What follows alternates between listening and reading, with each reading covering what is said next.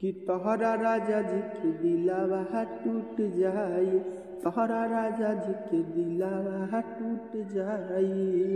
पवन सिंह जो कि बचपन से ही संघर्ष करके इतना बड़ा मुकाम तक पहुंच पाए हैं, अब इनको सुपरस्टार के नाम से भी जाने जाते हैं।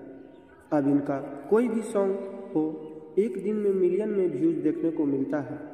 इसी प्रकार से एक तेजी से वायरल हो रहे सॉन्ग को तोहरा राजा जी के दिलावा टूट जाई सॉन्ग को इतना सपोर्ट मिल रहा है कि 5 महीनों में 110 मिलियन प्लस लोगों ने इस सॉन्ग को सुना और हर जगह ये सॉन्ग सुनने को मिल रहा है।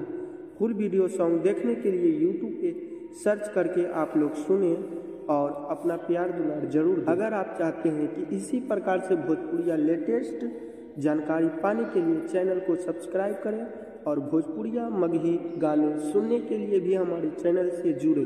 धन्यवाद।